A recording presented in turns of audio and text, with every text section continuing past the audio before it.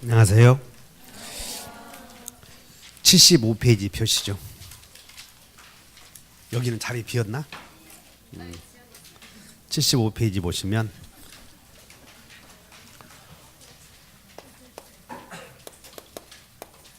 법률 행위의 대리다 이렇게 써 있죠. 그러면 여러분들은 그 법률 행위의 대리 여기다가 이렇게 잘 그려봐. 법률 행위만 이렇게 빼봐. 이렇게 법률 행위의 대리인데 지금 우리 뭘 배우냐면 법률 행위의 대리 이렇게 메모하시고 법률 행위 속에는 세 가지 요소가 들어간다고. 법률 행위를 하는 사람을 당사자, 당사자가 의도하는 바를 목적, 그리고 그 목적을 외부로 알리는 말을 의사 표시. 요 세 가지가 법률 행위 성립 요건이죠. 그래서 오늘은 이 세 가지 사실을 대리인을 통해서 하는 것을 배운다는 거예요. 대리인.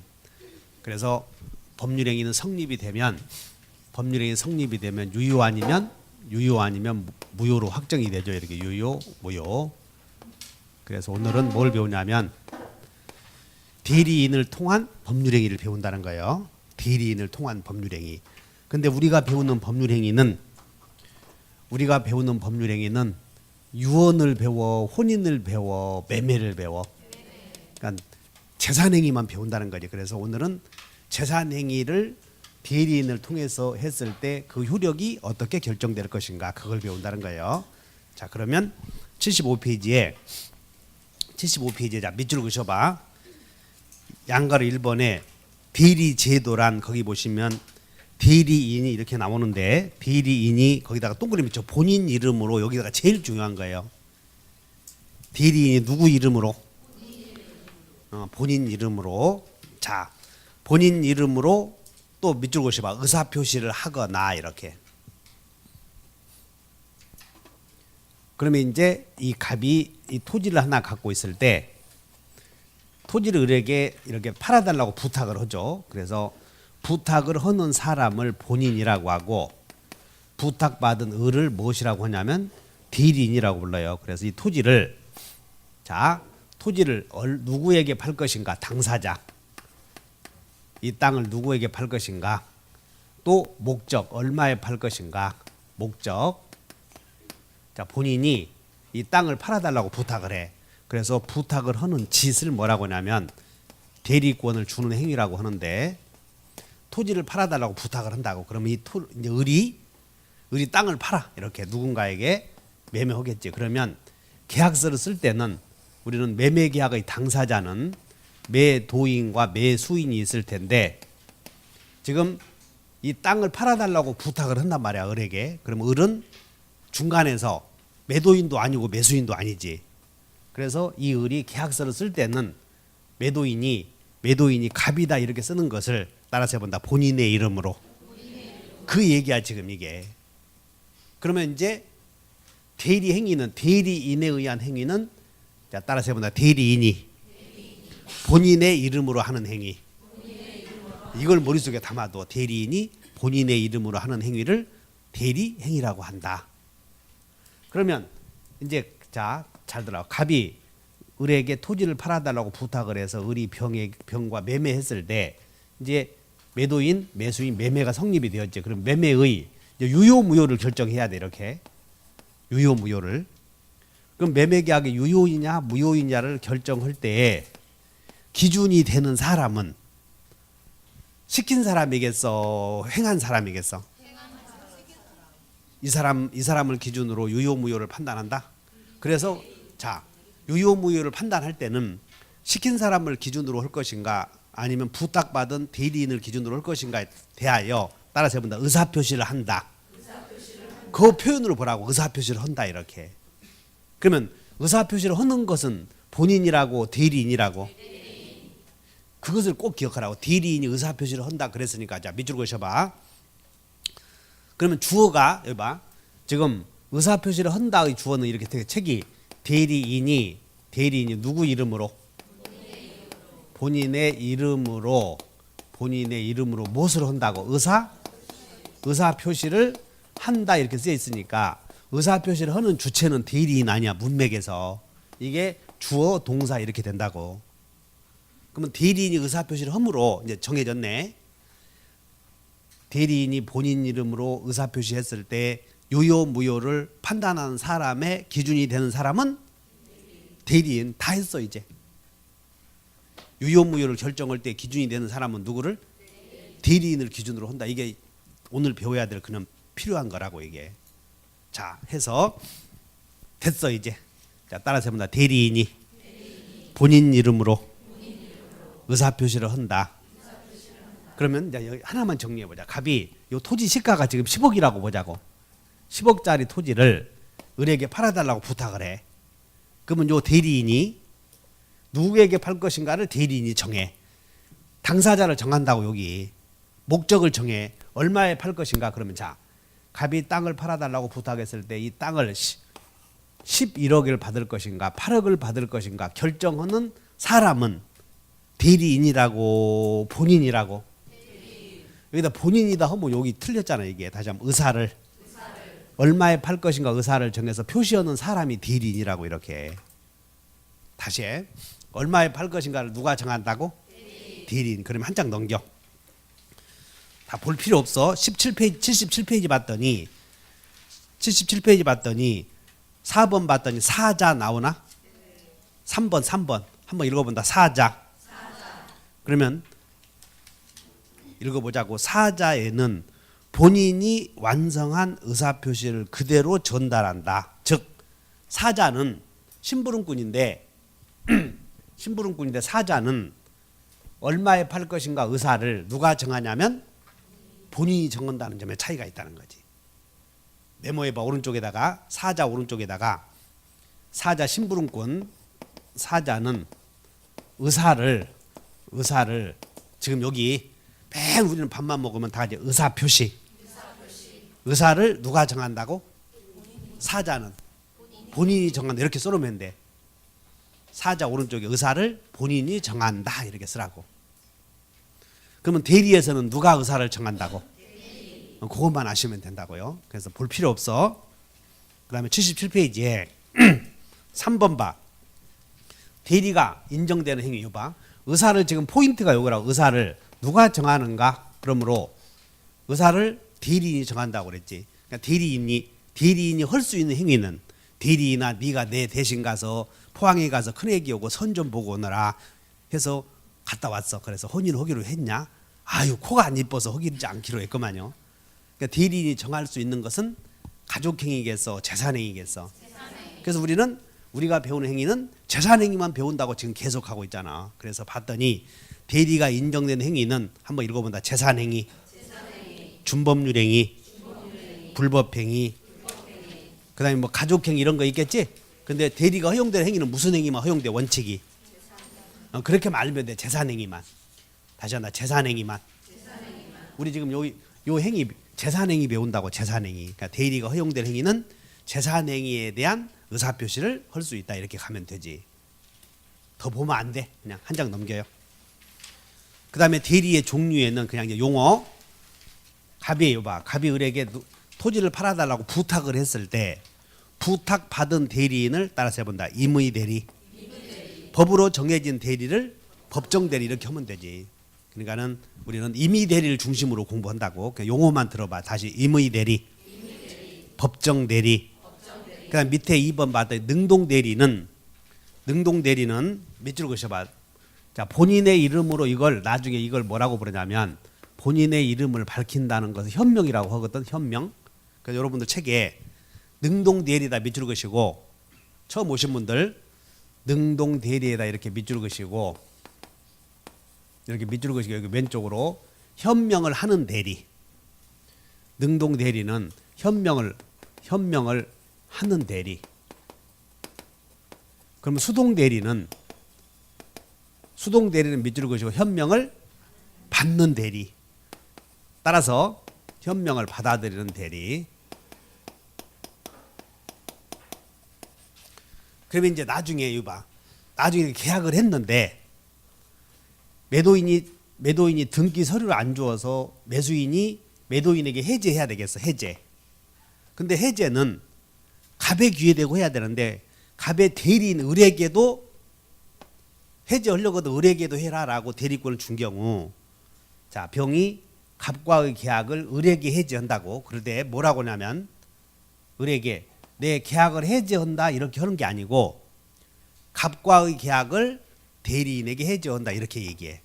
이 말은 뭐냐면 내가 너에게 해제라는 의사표시를 하는데 그것은 갑에게 귀속이 된다 그런 말을 지금 하고 있잖아. 지금 이런 걸 뭐라고 하냐면 현명이라고 그래. 내가 의사표시를 하는데 그 의사표시 효력은 본인에게 가기 위해서 한다라고 이 사람이 현명했지. 그러면 이 사람은 현명을 한 거요 받아들인 거요? 받아들이는 대리를 수동대리, 현명을 하는 대리를 이 사람이 현명을 했지.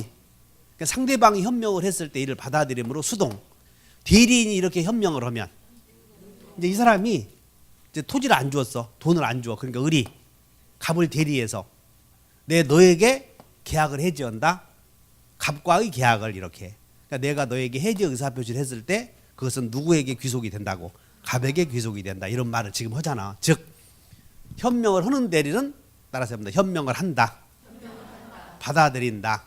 그렇게만 기억하면 돼. 그러니까 여러분들 새로 오신 분들은 그냥 다시 한번 능동, 수동 그냥 말만 한번 익히면 돼. 그거 중요한 게 아니니까. 다시 한번 능동 대리, 수동 대리.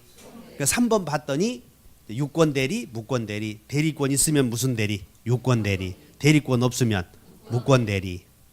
그다음에 79페이지에 대리에 있어서 삼명 관계 그냥 여기 봐. 갑이 을에게 대리권을 주면 본인과 대리인 사이의 법률 관계. 그러면 대리인이 상대방과 거래하면 대리인과 상대방 사이의 법률 관계. 그다음에 본인과 상대방 사이의 법률 관계가 형성된다는 얘기지. 이런 걸 대리인 삼명 관계라고 그래. 볼 필요 없어 이런 것들.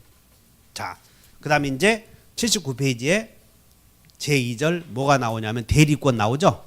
대리권이 존재해야 되는데 거기 오른쪽에다가 자 대리권 이렇게 나왔어 지금.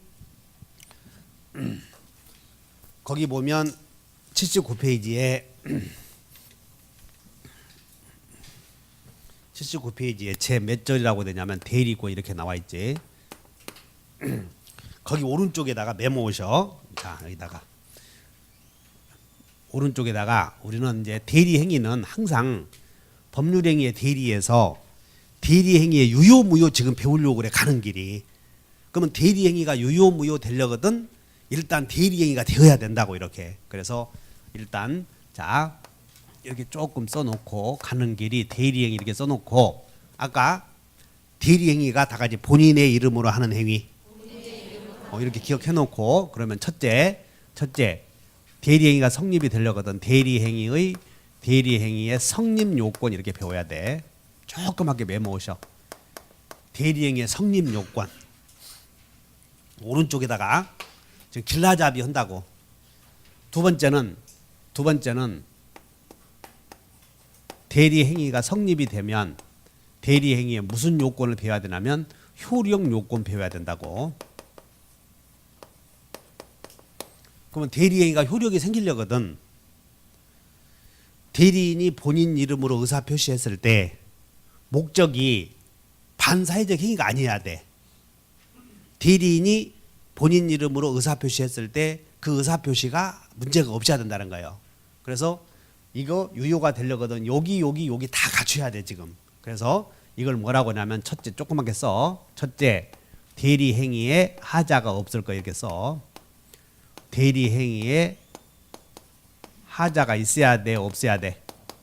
하자가 없어야 유효하지 이렇게 효력 요건. 메모해 놓으셔. 다 아는 거요.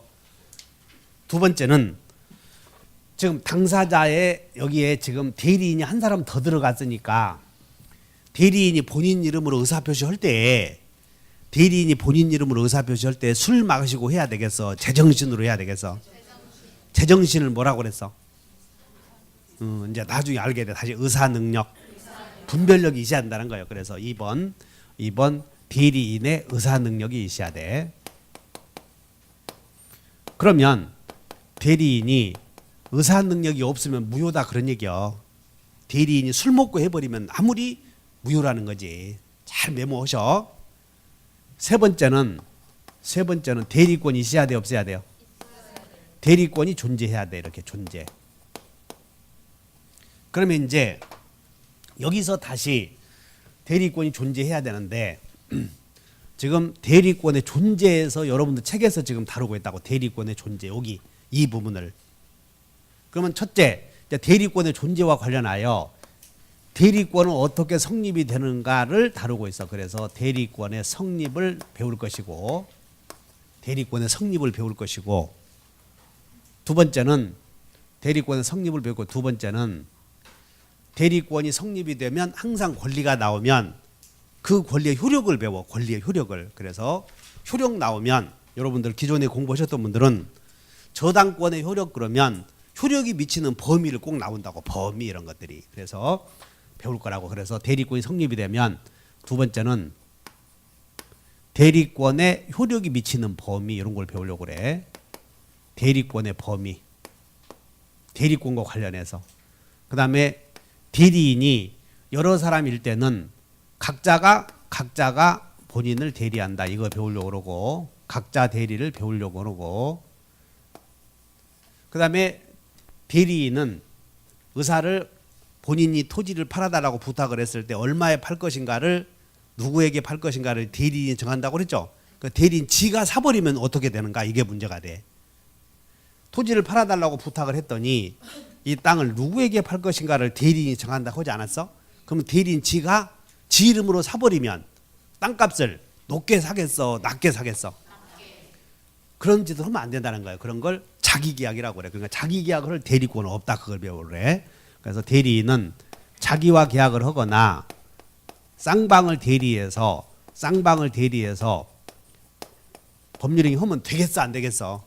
그 대리권 그렇게 그런 할 수 있는 권한을 줘버리면 안 되지. 다시 한번 자기계약, 쌍방 대리 금지. 이런 것들이 대리권의 존재 유무와 관련된 내용이야. 이런 게 자기계약에서는 안 되고, 그 다음에 네 번째는 대리권 남용이 있어야 돼요, 없어야 돼요? 대리권 남용이 없어야 되고, 그 다음에 대리권이 성립이 되었으면 마지막으로 대리권은 어떻게 소멸할 것인가, 지금 이걸 배우려고 그래. 대리권 소멸 사유. 자, 그러면 지금부터 이제 일단 여러분들 책은 이렇게 돼 있어. 대리권이 대리행위가 성립이 되고 그것이 유효가 되려거든 대리권이 있어야 돼, 없어야 돼? 있어야 되는데 대리권의 존재를 앞에서 먼저 다루고 있다고. 이게 그렇게 하시면 돼. 그러면 대리권이 존재해야 될 텐데 그 대리권의 존재와 관련된 기술을 배우려거든 일단 대리권은 어디서 성립이 되는가, 어디서 나타나는가, 그런 걸 배운다고. 그래서 한 장 넘겨. 이제 안 써도 돼, 지금부터는. 자, 우리는 대리권의 여기 대리권의 성립 원인, 권리의 발생 원인은 두 가지라고 그랬죠. 다시 한번 법률 행위. 하나는 법률 규정. 이렇게 우리 재산권의 변동 원인은 두 가지 아니야. 다시 한번 법률 행위, 법률 규정. 그래서 여러분들 거기 2번에다가 맨 위에 대리권의 발생 원인에다가 하나만 써봐요. 법률 규정. 대리권의 발생 원인은 뭐라고? 법률 규정. 또 하나는 법률 행위. 이거 다 아는 거지. 그럼 우리는 대리권의 발생 원인은 법률 행위를 여기서는 뭐라고 하냐면 법률 행위를 수권행위라고 하는 거라고. 대리권을 주는 행위를 무슨 행위? 줄수 권한권. 그래서 수권행위다 이렇게 얘기하지. 그래서 2번 봤더니 임의대리권의 발생 원인은 무슨 행위? 수권행위. 그래서 갑이 을에게 이제 대리권을 준다는 거야. 이렇게. 그러면 갑이 을에게 토지를 팔아달라고 대리권을 주는 행위를 수권행위라고 하는데 이 수권행위의 법적 성질에 관해서 계약이냐 아니면 단독행위냐에 대하여 계약이라고 하는 해석하는 사람도 있고 단독행위라고 해석하는 사람도 있단 말이야. 그래서 이 수권행위는 법률행위 중에서 계약이냐 단독행위냐와 관련해서 지금까지 역사상 물어보던 시험은 한 번도 없었어. 그러니까 수권행위는 계약이다 단독행위다 하려고 하지 말고 그냥 수권행위는 대리권을 주는 행위다 이 정도만 알면 돼. 그러면 네 견해는 뭐냐? 수권행위는 나도 해석하기 어렵다니까. 이런 게 단독행위라고 한다면 내가 너에게 토지 팔아달라 의사표시 해버리면 대리권 넘어간 거예요. 근데 토지 팔아달라 그랬더니 못 팔아. 그럼 단독행위라고 한다면 못 팔아 할 수가 없다니까. 토지 팔아. 그러면 팔아야 돼. 그럼 여러분들은 단독행위라고 해야 되겠어? 의뢰 승낙이 있어야 되겠어? 그리고 이제 문제가 뭐가 되냐면 계약이 성립되려거든 을에게 능력이 있어야 돼. 근데 대리인은 행위 능력자임을 요하지 않는다 뒤에 있거든 이렇게. 그러다 보니까 대리권은 학자들이 그래. 이제 논리적으로 학자들이 대리권은 자격만 주는 것이지 불이익을 주는 것이 아니므로 대리권은 상대방 있는 단독행위라고 해석해도 대리인에게 하자가 없으니 그냥 수권행위는 계약으로 보지 말고 단독행위라고 보는 견해가 지배적이야. 왜냐하면 계약으로 보면 대리인이 나중에 대리권 주었다가 나중에 취소해버릴 수 있잖아 이렇게. 그래서 문제가 생길 수 있기 때문에 그냥 견해가 대립된다 이렇게 하시면 돼. 대신 대리권 줄 때는 말로 해도 되는가 계약서를 써야 되는가 이런 것만 문제가 생겨. 문서로 작성해야 되는가. 그래서 동그라미 2번만 밑줄 그셔. 2번의 법적 성질에 동그라미 2번의 형광펜. 수권행위는 밑줄 그셔봐. 수권행위는 2번의 양가로 2번에 동그라미 2번 찾으셨나? 동그라미 2번에 수권행위는 그리고 밑줄 그셔. 불요식행위이다 이렇게 밑줄. 수권행위는 요식행위요 불요식행위요? 불요식행위다. 그냥 그거 하나만 밑줄 그시고 그 다음에 수권행위는 출연행위인가 비출연행위인가 왼쪽에 하나만 써놓으면 돼. 수권행위는 나의 재산을 감소시키고 너의 재산을 증가시키는 출연행위가 아니고 비출연행위다 이렇게 마시면 돼. 수권행위는 비출연행위이고 그 다음에 수권행위는 다른 법률행위 효력을 보충해주는 보조행위다 이 정도만 써놓으면 돼. 그래서 수권행위는 요식행위, 불요식행위, 불요식행위, 출, 비출, 비출, 독립행위, 보조행위 이 정도만 알면 돼. 법적 성질에 대해서. 자, 그 다음에 갑이 현대건설 사장인데 이 현대건설 아파트 진 것을 분양하려고 그래.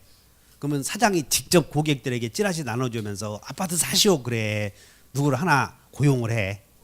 고용을 하지. 그러면 이제 아파트를 분양하기 위해서 을을 고용을 했을 때 이걸 고용계약이라고 그래. 그리고 당사자를 고용계약을 하는 당사자를 사용자라고 하고 고용당한 사람을 피용자라고 그러지. 피용자라고 그래. 그러면 이제 이 갑이 을을 고용한 이유는 운전을 하고 노래 부르라고 분양을 하고 분양을 하고 하지. 그러면 이 을이 이제 누군가를 하나 잡아서 고객을 잡아서 아파트 하나 분양하기 위해서 애를 쓰지. 실력을 동원해서 말이야 여러 가지로. 그래서 이렇게 분양계약서를 쓰는데 그래서 분양계약서에서는 팔아먹는 사람을 분양자라고 하고 사는 사람을 수분양자라고 쓰여 있다고. 수분양자. 그러니까 매도인 매수인과 같아. 그러면 이 분양자를 사무실에서 현수막 붙이면서 이런 사람이 분양자여 사장 이름으로 써야 돼. 그러면 이렇게 분양자가 갑이라고 썼으면 수분양자는 이렇게 병이라고 썼으면 요 행위는 대리행위요 아니요? 그러지. 대리행위. 아까 대리행위는 다시 한번 본인 이름으로 하는 행위. 그러면 여기서 갑이 고용계약을 할 때 고용계약 속에는 사장 이름으로 계약서를 쓸 수 있는 자격을 줌 안 줌? 주었지. 이와 같이 본인 이름으로 의사표시할 수 있는 자격을 주는 것을 수권행위라고 그래. 그러면 여기서 고용계약을 체결했더니 고용계약 속에는 본인 이름으로 법률행위 할 수 있는 수권행위가 고용계약 속에는 들어가 있음 안 들어가 있음? 들어가 있지. 이걸 봐야 돼 이게. 이때 고용계약을 체결하고 그 계약 속에 수권행위가 들어가 있는 경우 이 고용계약을 여러분들 양가로 3번에 기초적 내부관계다 이런 말을 쓴다고. 양가로 3번에 이걸 뭐라고? 한번 제목 읽어본다. 수권행위와 시작. 다시 한번 시작. 지금 그 용어를 외워둬야 돼 머릿속에. 그러면 그 기초적 내부관계를 밑줄 그시고 여러분 제 기초적 내부관계를 밑줄 그시기 위해서 다시 메모를 원인된 법률관계 이렇게 메모하셔. 원인된 법률관계. 그러면 저 뒤에 보면 이제 대리권의 소멸사유에 법정 대리인과 임의 대리인의 공통된 소멸 사유가 있고 임의 대리에만 적용되는 특별한 소멸 사유가 있어. 그래서 임의 대리에만 적용되는 특별한 소멸 사유에 잘 봐. 갑이 을을 고용했는데 요 을이 석 달 동안 하나도 분양을 못했다면 잘못 고용했잖아 이거. 따라선다. 자른다는 것을 다시 한번 고용계약이 해지되었다. 해고당했다고 그러지? 잘렸다고. 그러면 갑이 을에게 해고해버리면 고용계약을 해지했다고. 그러면 이 을은 대리권이 있어 없어요? 없어졌잖아 이제는. 그래서 이 고용계약을 원인된 법률관계라고 하고 원인된 법률관계가 끝나버리면 임의대리권은 존재하지 않아. 이것을 외워본다. 원인된 법률관계의 종료. 자, 갑이 을을 고용했는데 이걸 해고시켰어. 하나도 분양 못 오니까 5달 동안 하나도 분양 못하는 거 다른 사람들은 몇백만 원씩 가져가는데 한 달에. 너 왜 너는 그렇게 그 모양이냐 그랬더니 자기는 진실을 얘기해서 그렇대. 그럼 다른 놈들은 거짓말했냐 그랬더니 내가 보니까 저놈은 순전 거짓말했대. 그는 중요한 것은 진실인 것처럼 보이는 것이 중요하다. 세상은 진실만 얘기해서는 안 되고 진실이 중요해. 진실인 것처럼 보이게 하는 것이 중요해. 그건 실력자만 할 수 있어. 이게 뭐 제대로 공부를 했어야지 이런 게. 그래서 너는 진실을 얘기해서 그랬대. 그래서 참 사장이 보니까 자기 모습이 똑같아. 어렸을 때 그런 모습이. 그래서 자를 수는 없고 네 잘하는 게 뭐요? 아침부터 나와서 있지 6시부터 마당 쓸고 있는 거예요. 하나도 분양을 못하고. 그래서 이게 자르려고 그랬더니 너 누구랑 사냐 그랬더니 70 먹은 어머니하고 혼자 산다는 거예요. 형님은 큰 회사 대표인데 같이 살지도 않아. 제약회사. 형님 뭐하냐? 제약회사에 대릴 사이로 들어가서 우리 집 오고는 담 쌌다는 거야. 이렇게. 그런 사람 많거든. 그래서 갑도 꼭 자기 모습 같으니까 할 수 없고. 그래서 그러면 네가 잘하는 게 뭐냐 그랬더니 바둑을 잘 둔대. 또 운전을 잘하고. 그러면 너는 요 분양하는 거 네 적성에 안 맞는가 보다. 그러니 그만두고 이제 임무를 다시 부여해. 임무를. 그래서 무슨 짓 하도록? 운전하도록. 그럼 여기서 수권행위는 존재하는 거예요? 없어진 거예요? 땅을 팔아달라고 부탁을 한 것은 없어졌지? 이런 걸 다시 한번 수권행위의 철회. 그래서 임의 대리권의 특별한 소멸 사유는 이와 같이 원인된 법률관계가 종료가 되면 대리권은 존재한다. 소멸했고 그 다음에 원인된 법률관계는 그대로 놔두고 수권행위만 없앨 수도 있음 없음? 있어. 그래서 여러분들은 잘 들어. 양가로 3번에 수권행위와 기초적 내부관계 나오지? 그걸 공부하는 이유가 있어. 이유가. 그래서 그거다가 왼쪽에 써놓고 공부 이유 한번 써봐. 3번 오른쪽에. 3번 이유 쪽에다 여러분 그걸 알아야 돼. 여러분들이 그걸 모르더라고. 그러니까 그걸 공부하는 이유를 모르니까 막 외워놓고는 몰라버려. 본질은. 그래서 이걸 공부하는 이유는 왼쪽에 대리권 소멸 사유를 알려고 이렇게 쓰라고. 공부 이유는 뭐라고? 대리권 소멸 사유를 알기 위함. 이렇게 여기서 하나만 필요해.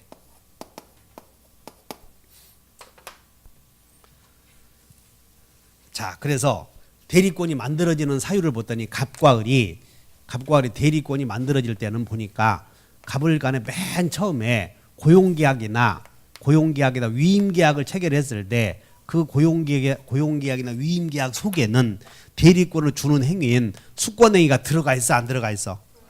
들어가 있다는 거예요. 이렇게 수권행위가. 그러면 고용계약이 끝나버리면 대리권도 존재한다. 소멸한다. 그래서 수권행위에 의해서 성립이 되는 대리인을 법정 대리인, 임의 대리인. 그래, 임의 대리인의 권한을 임의 대리권이라고 그러지? 그런데 임의 대리권은 고용계약이 없어지거나 고용계약은 그대로 놔두고 수권행위만 처리한 경우에도 대리권은 소멸한다. 그거 외워봐. 다 종철. 꼭 외워야 돼. 종료, 철회 이런 것들이. 그래서 거기서 써먹으려고 그래. 거기서.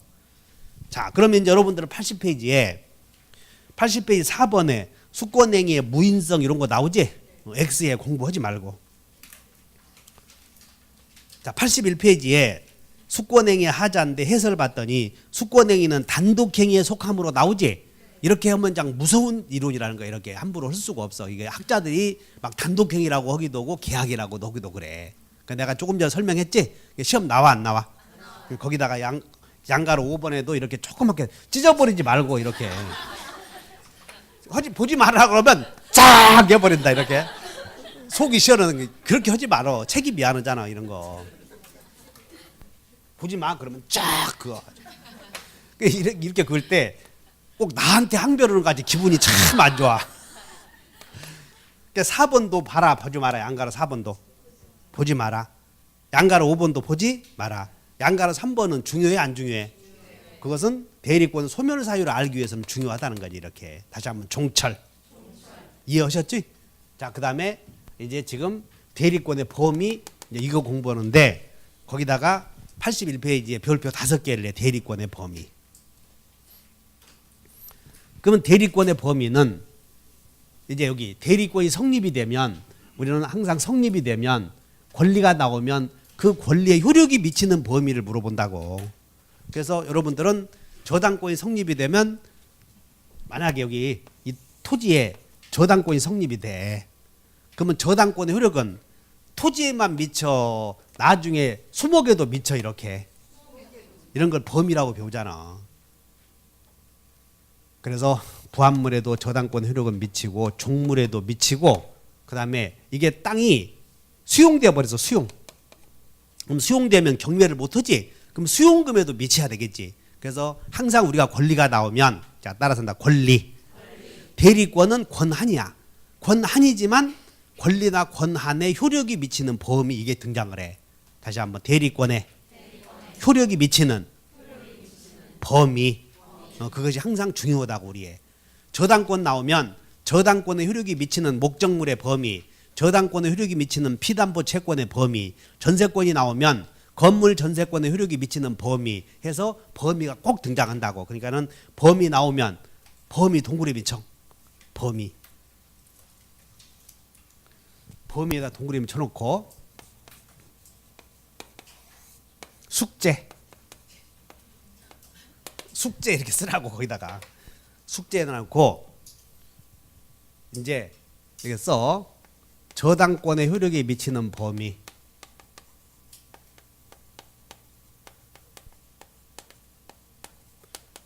그러니까 범위만 나오면 지긋지긋하다고 하지 말고 정리해버려 가서. 저당권 효력에 미치는 범위를 좀 공부하셔. 응?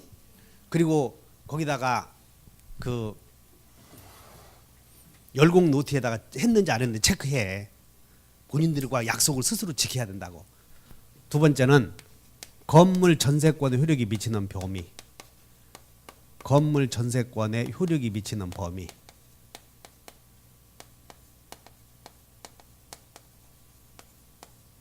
두 개만 공부하셔. 이렇게 집에 가셔서. 자, 지금부터는 뭘 배우냐면 갑이 을에게 토지를 팔아달라고 대리권을 주는 수권행위에서 무슨 짓을 시켰냐면 토지를 다 팔아달라 이렇게 매도해달라고 부탁을 했어. 그러면 갑은 을에게 토지를 팔아달라고 부탁했을 때 을이 할 일은 병과 매매계약을 체결할 텐데 할 일은 매매만 체결하고 말아야 되겠어. 돈도 주면 받아와야 되겠어. 그런 걸 다시 한번 매매계약 체결. 그것만 하면 되고 그리고 돈도 주면 받아온다는 것을 다 같이 대리권. 범위. 지금 이걸 공부하려고 그래. 범위. 매매계약만 체결하냐 돈도 주면 받아오느냐 그거 공부한다고. 그래서 매매계약만 체결하겠어. 잔금 수령권도 있겠어. 그런 걸 따라서 다 범위. 지금 공부해. 그러면 이 대리권의 범위는 수권행위에서 대리권을 주는 행위에서 정해지는데 수권행위를 분석해보니 계약서 내용을 해석상 대리권의 범위가 해석상 명확해. 보니까 토지를 매도해달라고 대리권 주었다. 명확해. 그러면 우리는 토지를 갖고 있는 사람은 우리는 부동산인데 건물은 부동산 취급도 하지 말고 토지만 부동산이라고 그래. 건물은 그런 건 부동산도 아니여. 그런 건 공법이나 하는 사람들이 부동산이지. 그래서 토지를 부동산이라고 하는데 토지 소유자는 이거 토지 소유하고 있는 사람은 토지를 맨 쓰기만 해. 보존행위도 할 수 있어. 그러지. 여러분 자동차 막 기름 한 번 넣으면 전국 돌아다녀 버리냐 막 계속 안 쓰고 닦기도 하고 그러지. 그런 걸 수선행위를 뭐라고 하냐면 보존행위라고 불러. 다시 한번 보존행위. 임대하는 짓은 무엇이라고 불러? 관리행위에 이용행위와 계량행위가 있어. 이렇게 이용행위와 무슨 행위? 부엌을 계량을 해야 하네. 계량행위. 그 다음에 이사 가려거든 팔아버려야 되겠지. 이렇게 처분행위를 할 수 있다고. 그래서 소유자는 에어버려. 소유자는 토지를 보관처할 수 있다. 애워. 다시 한번 무슨 행위? 그리고 처음 오신 분들은 긴장 풀고 혼자서 막 따라서 해야 돼. 주댕이로 혼자서. 여러분들 우리 초등학교 때는 내 초등학교 때 3학년 때는 배울 게 없었어. 그러니까는 배울 게 없으니까 그 솔방울 갖다 주면 선생들이 주판 선생들이 가르쳐 줬다고. 주판. 수판이야 수판. 그리고는 입으로 앉아서 이렇게 막 해. 손으로 놓아. 이렇게 1전이요 2전이요. 그때는 그렇게 해서 10까지 더하면 얼마냐 55 이러고. 근데 그때 앉아서 손으로 놓았다니까 막 암산해가면서. 그런 것들이 우리한테는 많이 도움이 되더라고. 공부할 때. 우리는 면도 아니야. 면에서 면사무소까지 가려거든 20리 걸어가야지. 이렇게. 이제 초등학교 마치고 면사무소 갔더니 이제 중학교 가면 중학교 들어가면 그 면에 있는 토백이들 가까운 놈들이 심쓰잖아. 근데 우리가 이런 것들 잘하니까 토끼 잡아먹고 태권도 다 배우고 그냥 오라고 해서 이리와 이 새끼들 껄렁껄렁 놈을 뒤지게 펴버리니까 다음부터는 전부 너희들 가서 연뿌리 캐워라 그러면 점심 때 뒤지게 가서 연뿌리 캐오고. 중학생 있어도. 일진이었지 일진. 근데 일진인데 그렇게 괴롭히지는 않았어. 그냥 데려다가 다 우리가 뭐 사주면서 우리 집에 가서 외교를 잘했지. 가족 외교, 가정 외교. 우리 집 데려다가 밥 다 주고 그러면 꼼짝 못해 이렇게. 공부도 잘하니까 잘 가르쳐주고. 우리 형님이 그 당시에 조선대학교 다녔거든. 그러니까 그때는 우리 형님이 조선대에 다녔을 때 전라남도 그때는 막 사각 모자 쓰고 다녔어. 나 초등학교 때. 우리 형님 보니까 경찰들이 인사하는 거예요. 이렇게. 나 조그만 때 야 이 새끼야 저 사람이 우리 형님이라고. 그러면 애들은 RT 옷 입고 다니니까 깜짝 못 오거든. 야, 씨, 너 형님 대단한 사람인가 보다고. 나중에 커서 보니까 대단한 사람 아니야.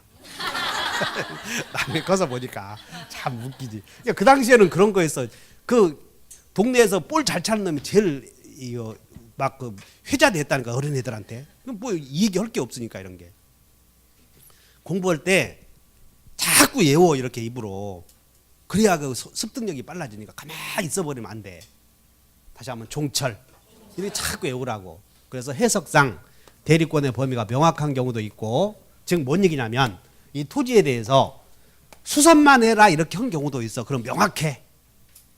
토지를 팔아라 그러면 명확하지 않아.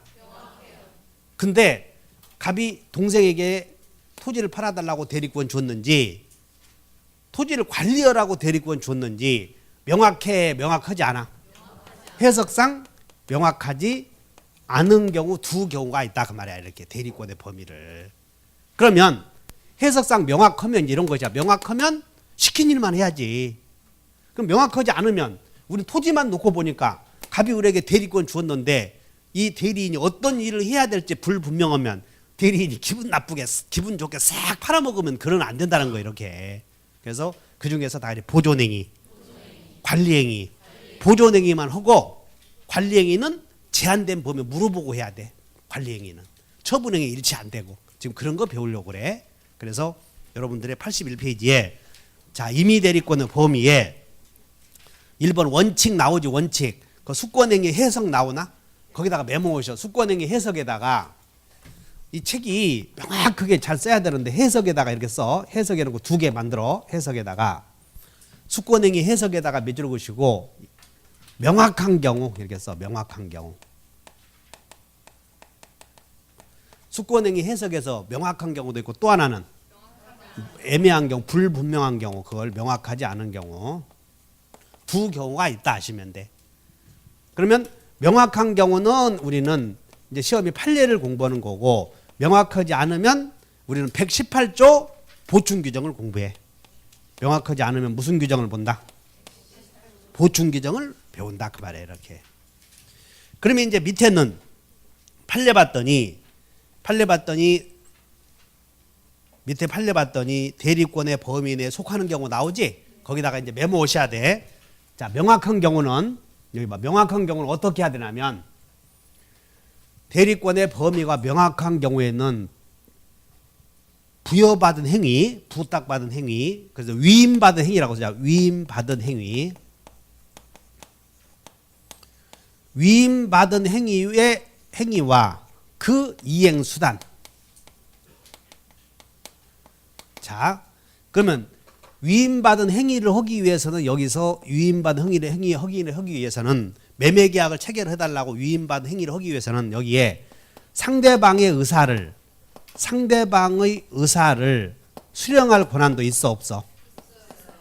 이 위임받은 매매를 하려거든 상대방의 의사도 수령해야지. 수동대리권도 있다는 거지. 그 다음에 이행수단 할 수 있어. 이렇게 요것도 할 수 있고 이행수단도 할 수 있는. 더 나아가서 이제 문제가 이것이야. 이행수단, 그러니까 이게 법률행위 하나 해야 돼. 법률행위 하나 해야 되고 그 법률행위 이행에 따른 수단은 할 수 있지만 또 다른 법률행위는 된다 안 된다? 안 된다. 그거야 이게 물어보는 게. 또 다른 법률행위는 안 된다. 이렇게 하면 탁 메모해 놓으면 돼.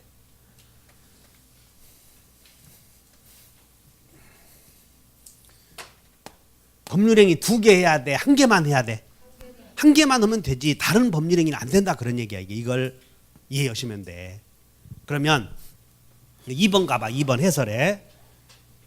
자, 2번에 1번 봤더니 금전 소비대차 계약과 저당권 설정 계약. 지금 무슨 행위를 했냐면 금전 소비대차 계약과 저당권 설정 계약. 자, 저당권 설정 계약을 하도록 대리권 수여받았어. 그러면 저당권 설정 계약을 체결하는 데 필요한 행위는 할 수 있지만 또 다른 행위는 돼 안 돼? 간단하다고. 저당권 설정 계약이 필요한 행위는 할 수 있지만 또 다른 행위는 안 된다. 그래서 보니까 저당권 설정 계약을 체결하여 대리권 수여받은 것으로 인정되는 경우라 하더라도 특별한 사정이 없는 한 일단 금전 소비대차 계약과 담보를 위한 설정 계약이 체결된 후에는 이를 동그라미 쳐 해제할 권한. 해제는 법률 행위 아니요.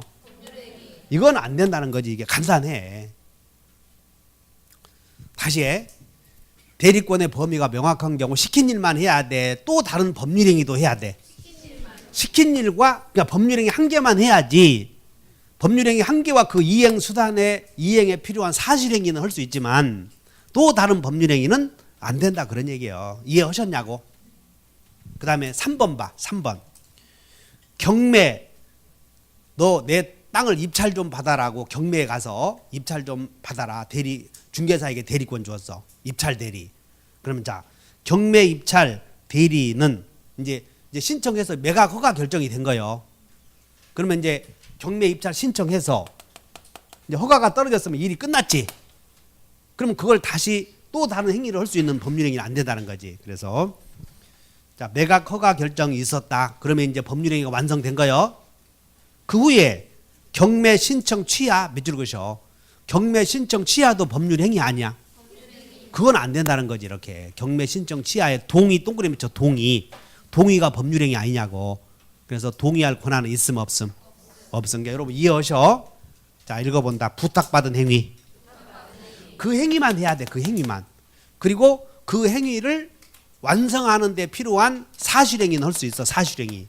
그러나 또 다른 법률행위는 된다 안 된다? 그렇게 이해하시면 돼. 또 다른 법률행위는 안 된다. 이렇게 메모하셨지? 한 장 넘겨. 그 다음에 82페이지 봤더니 양가로 2번에 수권행위에 의해서 대리권의 범위를 알 수 있어. 명확하지 않아. 명확하지 않으면 118조 보충규정을 두었다는 거예요. 그래서 118조 보충규정을 두었는데 거기 아까 보존행위 이런 거 들어봤지? 그래서 자 118조에 권한을 정하지 않은 대리인은 아래의 행위만 할 수 있다. 1호가 무슨 행위? 보존행위는 수선행위나 침해 제거를 보존행위라고 불러. 수선행위, 침해 제거 이런 것들을 보존행위라고 그래. 그 다음에 2호 대리의 목적인 물건이나 권리의 성질을 변하지 않게 하는 범위 내에서 이용 또는 개량행위. 그래서 대리권의 범위가 명확하지 않으면 토지에 대해서 수선을 할 수 있음 없음? 침해 제거는 할 수 있어. 이런 게 그래서 현상 유지 행위를 할 수 있다는 거예요. 현상 유지 행위.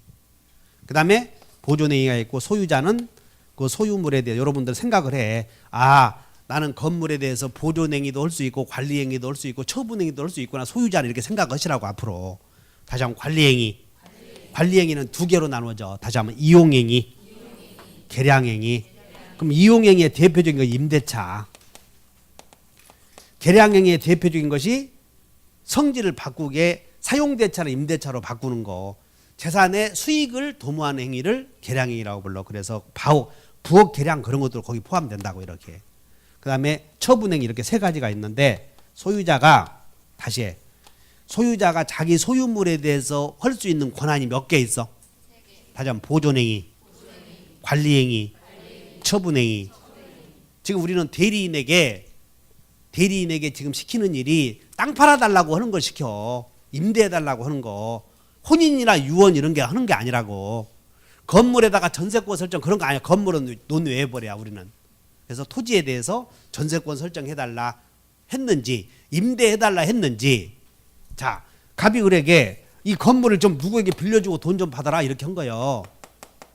갑이 동생에게 건물을 빌려주고 돈 좀 받으라고 한 거라고. 그러면 전세권 설정 계약을 해야 돼? 임대는 해야 돼? 대리권의 범위가 임대해야 될지 전세권 설정 계약 체결해야 될 권한이 있는지 불분명하지. 그때는 전세권 설정 계약이라는 물권행위는 안 된다는 거. 처분행위니까. 뭐만 해라? 임대만 하라 그 말이에요. 이렇게 해석상. 이해하셨어요? 그런 것들이 밑에 처분행위는 안 된다. 맨 밑에 4번 봐. 따라서 대물 변제, 경계, 은행 예금을 찾아서 개인에게 대여해 주는 것, 은행 예금을 찾아서 주식을 사는 짓, 임야를 대지로 형질 변경 이런 행위는 권리의 성질을 변하게 하지. 그래서 절대 안 된다는 거예요. 본인에게 이익이 되더라도. 자, 이것이 대리권의 범위. 요거 시험에 꼭 나오니까 주의하셔. 해석상 명확한 경우에는 어떻게 하라고? 다시 한번 시킨 일, 이행수단, 또 다른 행위. 안 된다고 또 다른 행위는. 명확하지 않으면 다 이제 보존행위, 관리행위, 처분행위. 관리행위는 이용행위, 개량행위가 있었지? 그래서 이거 봐. 보이게는 있다. 보이게는 있어. 보이게. 그랬더니 또 있지. 또 이제 가서 야 보이게 있다 해서 어렵다. 진짜 이제 강의를 어떻게 해야 될지 네 입에만. 오빠가 지금 이렇게 강의해주고 보이게 해주었으니까 더 잘한 거 아니야? 근데 또 앞에서 압축해주니까 또 졸다가 보이게 하니까 어렵다는 거예요.